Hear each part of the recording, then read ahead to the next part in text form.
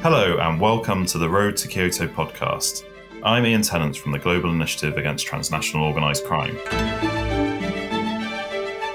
Over the last year, this podcast series has been looking ahead to the 14th UN Congress on Crime Prevention and Criminal Justice. The Congress finally took place in early March 2021, largely online, but it was still nominally hosted in the Japanese city of Kyoto. In this final episode of the Road to Kyoto podcast, I'm speaking to a range of civil society experts who took part in the Congress.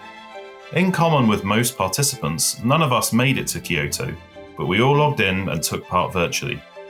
We are going to discuss why it's important for us as civil society to engage on organised crime issues at platforms like the Crime Congress. And we're also going to discuss what we thought of the Congress in terms of what it said or didn't say about organised crime. And of course, we will look forward. Although we have reached the end of the road to Kyoto, our journey towards a better understanding of and response to organised crime continues. So we will be hearing from our guests about what they see as the priorities for the future. I'm delighted to be here with three prominent experts with different perspectives and experiences of building responses to organised crime. We have Gerson Nazir, who's the country director of RAFA International in Haiti. RAFA is an NGO that provides aftercare for survivors of sexual exploitation and human trafficking and prevention services for the vulnerable. Gerson is working with the support of the Global Initiative Resilience Fund to provide aftercare for underage victims of trafficking and sexual exploitation and to enhance the socio-economic conditions for local families, including people displaced due to organised criminal activities in low-income neighbourhoods of the metropolitan area of Port-au-Prince, Haiti. Thank you for joining us today, Gerson. We're also here with Syria Gastelum-Felix, who is the Director of Resilience at the Global Initiative. Syria started documenting community responses to organised crime in her native state of Sinaloa, Mexico, where she launched the GI Resilience Project in 2017, which later became the Resilience Fund with the support of the government of Norway. Syria is an Emmy award-winning journalist who has worked on radio, television and print media in Mexico, the United States and Canada, and has worked for the United Nations in Vienna. Thank you for joining us, Syria. Jean-Paul Laborde is a roving ambassador for the Parliamentary Assembly of the Mediterranean, professor of the French Military Academy, and has formerly held senior positions at the UNODC in Vienna before assuming the functions of Assistant Secretary General in New York as Executive Director of the Counterterrorism Executive Directorate.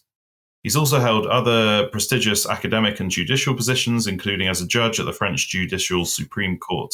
And Jean-Paul is also a senior advisor to the Global Initiative. Thank you for joining us today, Jean-Paul. All of us on this podcast today are seeing the effects and realities of organised crime in different ways and chose to come to the Crime Congress and to engage there. And I want to find out why it was important for you to do so. So Gerson, I'm going to go to you first. You're dealing with vulnerable populations at the mercy of organised crime and armed groups in Haiti. Why was it important for you to take time out of your schedule to attend this meeting? And what were you hoping to achieve? Thank you so much for this opportunity to be one of the voices for the civil society sector in this post-Kyoto Crime Congress analysis. The proliferation of violence across the globe in the context of armed gang has had far-reaching humanitarian consequences for disadvantaged and marginalized communities. This form of organized crime has triggered crises of forced internal displacement and migration on a scale that has put many people at risk for further violence. It has resulted in significant losses for families. More and more have had to abandon all their possessions in order to flee their homes and communities. This violence has not only placed displaced persons in situations of extreme social and economic vulnerability, but has also exposed many, particularly women and children, to an increased risk of sexual exploitation and trafficking. Policies are among the tools that foster systems and behavior change and move society in a forward direction. National and international policymakers focus on enacting policies to advance the rule of law and stimulate social and economic development. The Kyoto Declaration amplifies the existing international legal framework for public, private, and civil society stakeholders to take actions in suppressing current and preventing emerging global challenges. As a member of the civil society sector, I greatly appreciate the enhanced legal framework and the integration of practical capacity building targets in the declaration this year. However, the advancement of crime prevention and criminal justice is likely to remain a theory of change without the implication of tangible implementation mechanisms. One of such mechanisms is the effective integration of the civil society sector in the decision making system, not only at the implementation level, but at the policy making and review level. This begins by legitimizing the link between the engagement of civil society organizations with the populations that they serve and the UN Sustainable Development Goals and the legal structures on which these goals stand, such as the conventions and the resolutions. Acknowledging and officially classifying the participation of civil society organizations in the work as an integral driver for crime prevention and reforms within the global criminal justice system would be a great start.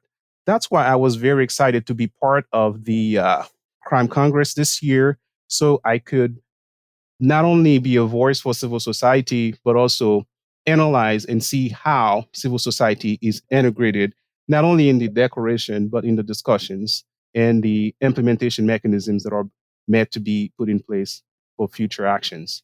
Thank you very much, Gerson. And Syria, you're dealing every day with an incredibly broad cross-section of civil society groups.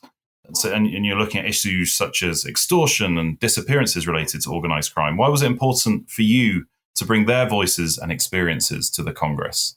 Thanks, Ian. As you have mentioned in your recent publications, it has always been challenging to bring civil society into this forum. And the pandemic and this new format did not make things easier. However, a huge logistic effort took place and we were all there.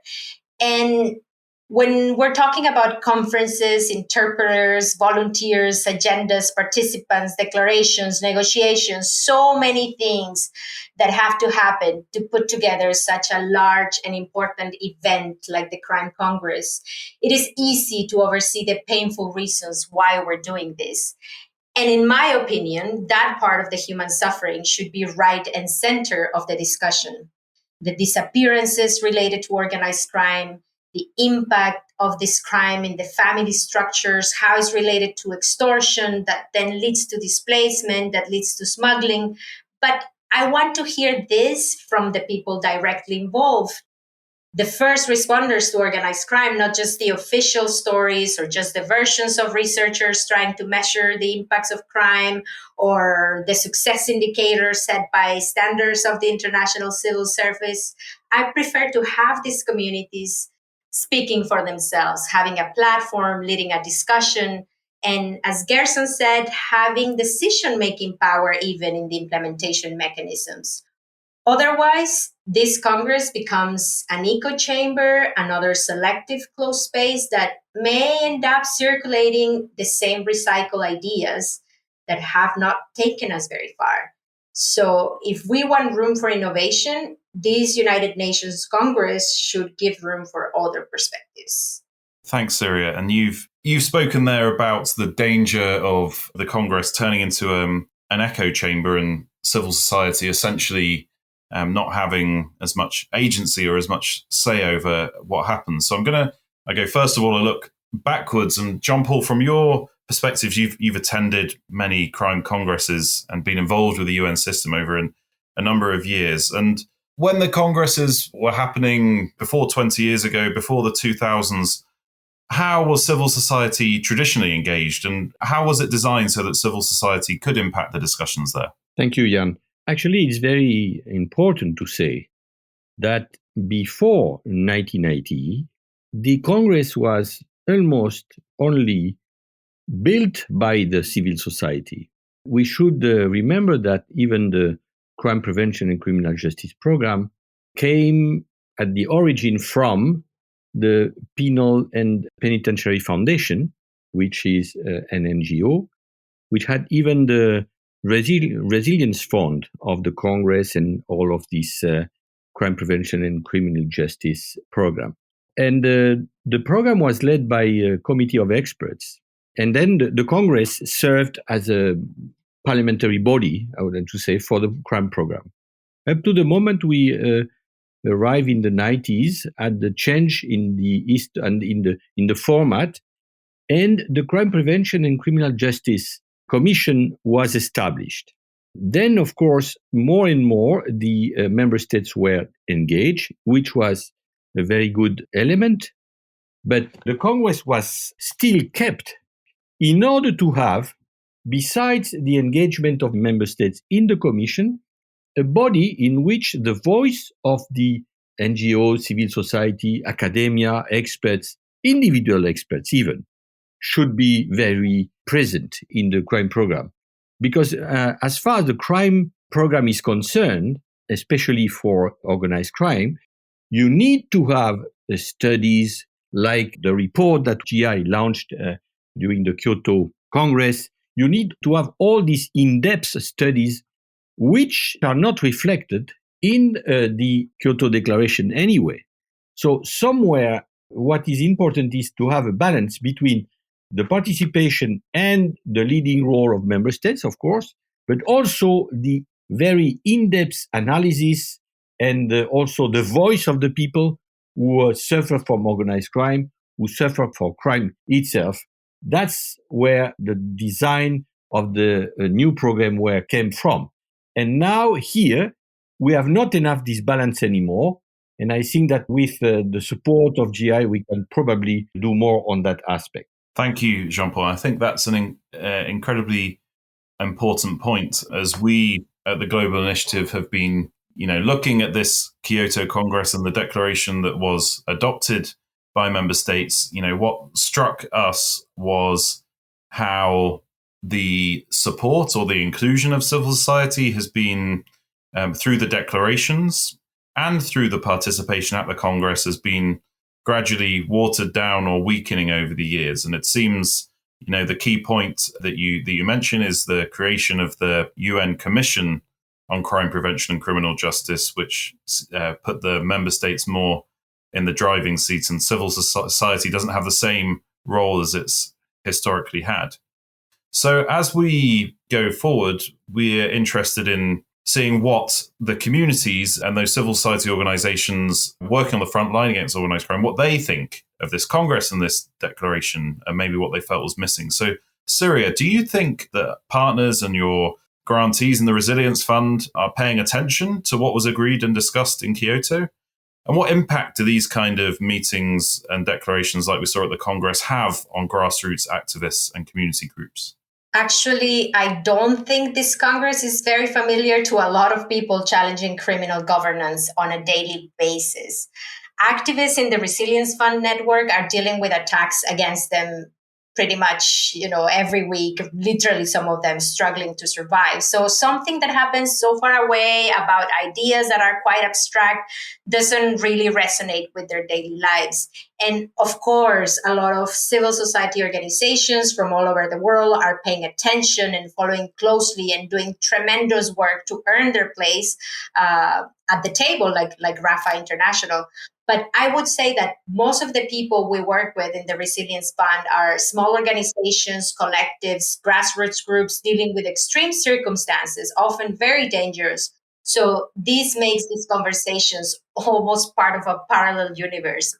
But I think this is also an opportunity for us, for the Crime Congress, to bridge that gap and make international instruments in this forum relevant at the ground level, not just papers or high-level ideas that don't relate to people's lives.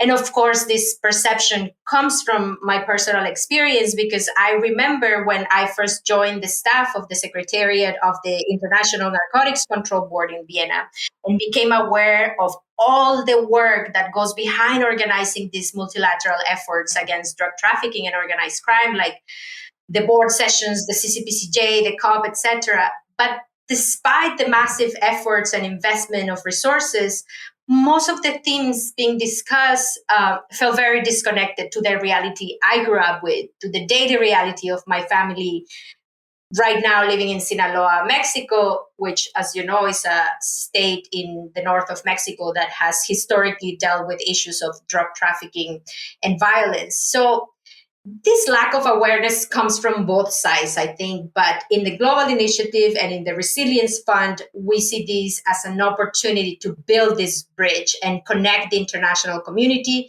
to this local network of activists. And by the way, we're starting soon capacity building sessions for our grantees and partners that have these objectives in mind. Thank you, Syria. And Gerson, you spoke in quite stark terms about the situation as you see it with regard to armed groups, organized crime in Haiti. And did you see that situation and your priorities reflected in the Congress and in the declaration that was adopted by member states? What do you think is missing? Thank you, Ian, for this question. This is a very important question in response to the crime situation, not only in Haiti, but globally. This is what I've noticed, and many activists and actors in the civil society has noticed in respect to policies. What we've seen is that international policies often leave behind the very people that they intend to protect, which are the people at the community level. The Kyoto Declaration is no exception to this rule. This is due in part to a lack of recognition of the work of NGOs on the ground and community based organizations. Community based programs such as the Resilience Fund initiative provides direct support to victims of crime and help launch advocacy efforts that promote human rights and reduce corruption at the highest level. But this work and us as civil society actors are often on the background, and our work is not recognized, is not placed where it's supposed to be placed in the declaration and in international policies in general. Undoubtedly, the transnational crime prevention policies and guidelines, such as the Kyoto Declaration, are high level blueprints for providing new approaches to combating crime. On the other hand, the expertise to evaluate and meet populations' punctual and structural needs is best found within the civil society sector, the pool of knowledge and multilateral experiences that the sector has to offer. That includes the NGOs and the grassroots organizations. I do not see the intent to fully integrate, align, and use that knowledge in the declaration so far. And I hope to see that. And also, I should add that often government agencies lack the capacity and the resources to implement these policies and these ideas or in the declarations and in the policies. That leaves behind communities and individuals. And these communities and individuals are exposed to crime and dangerous situations. That occurs within agencies in both low and high income countries, as I've worked with both on crime related issues. The community needs that government agencies fail to identify or lack the capacity to meet are often recognized and addressed by civil society stakeholders.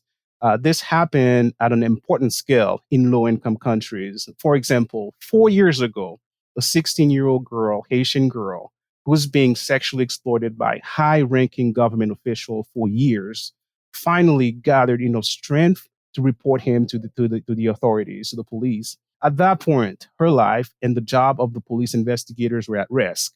Rafa jumped in and took legal custody of that young girl and placed her in our aftercare program.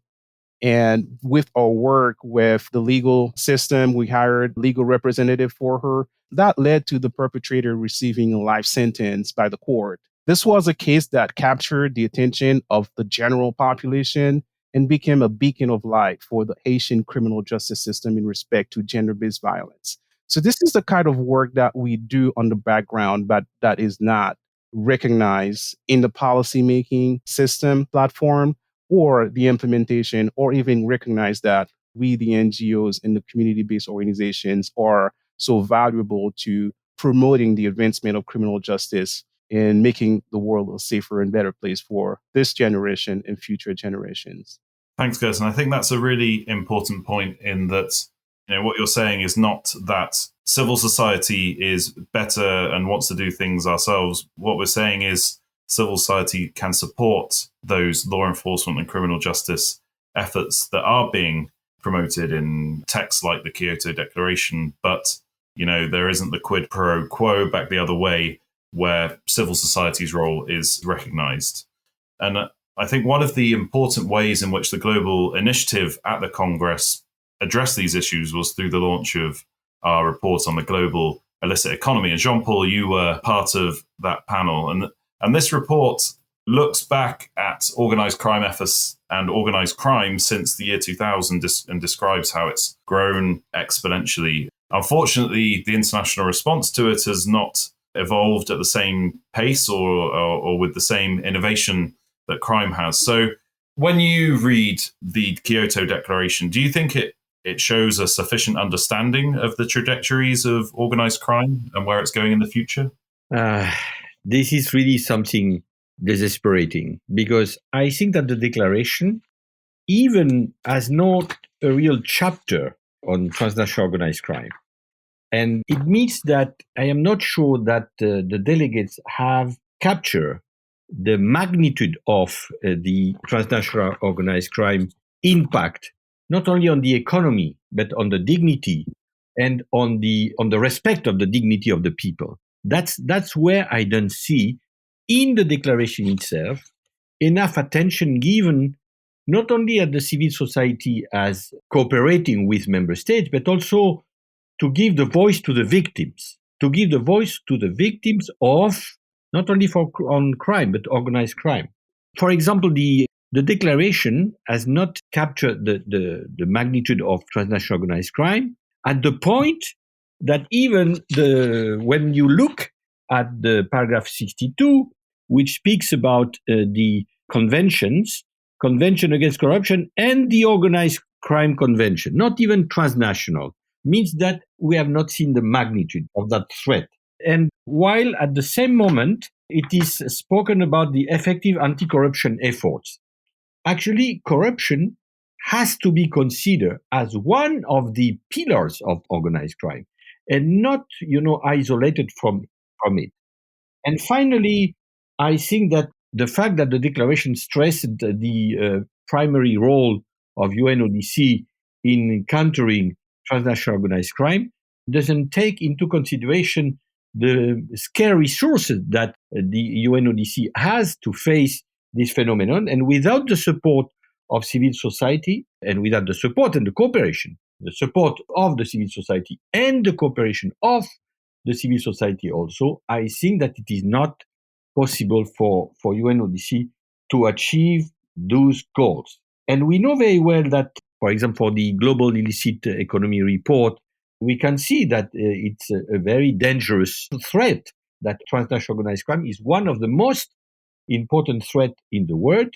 It will probably hamper with a huge effect the SDGs of the United Nations, of all the countries. So it means that I don't see enough visibility for fighting organized crime in that declaration. And it is like dispersed in the declaration, which speaks about the rule of law, which speaks about crime prevention, which speaks about this or that, but not focusing on one of the major threats of the world, actually, and a threat which really is a big counter effect for the promotion of the SDGs. So thank you, Jean-Paul. I think everybody has painted a serious picture of the challenges we're facing, and we have to look forward and see what we're going to do to respond to these challenges. We don't yet know where the next crime congress will be, but the world will move on and crime will continue to proliferate, and diplomacy around these issues will continue, and law enforcement and civil society efforts, criminal justice efforts, crime prevention efforts will continue. So as the diplomatic community moves on from the Crime Congress, what would you say in one sentence to those diplomats and other officials involved to describe what they should prioritize in regard to responding to organized crime and trying to change where organized crime is going? In one sentence, if you can. I'm going to go straight back to you, Jean-Paul. First, in the regional preparatory meetings, let's have a chance to have preparatory meetings of the Congress. Let's have a chance to have a good and solid part of the civil society involved in these regional preparatory meetings. And second, more thematic discussions between member states and civil society. And the voice of the victim should be heard, finally. In order to achieve what? The SDGs together. Otherwise, there is no SDGs. Thank you, Jean-Paul. Syria, can I ask you the same question, please? Yes, and I'm going to agree with Jean-Paul for my last sentence. Keep listening to the real stories of the people who are on the ground, confronting organized crime every day, because they're not just beneficiaries or victims, they're much more. They're also your first responders. Thank you, Syria. And last but not least, Gerson. I concur with Jean-Paul. Victims of crime deal with lifelong trauma and practical challenges that impedes on their advancement. The multifaceted needs of crime survivors are not adequately captured in the Declaration and in other international policies. While I don't expect policy experts, policymakers to effectively address the lack of a victim-centered approach, I fully expect a much greater participation and integration of civil society practitioners who deal with crime and criminal justice issues from a victim-centered approach. Thank you, Ian. Well, thank you to all of our contributors today, and thanks to all those who have contributed throughout this series, which we kicked off over a year ago. Over that time, we have heard from a wide range of experts, all of whom have brought different perspectives and priorities. But through their expertise and their knowledge, they have demonstrated the value that multi-stakeholder partnership and exchange has for the Crime Congress and for UN efforts to prevent and counter organised crime more generally.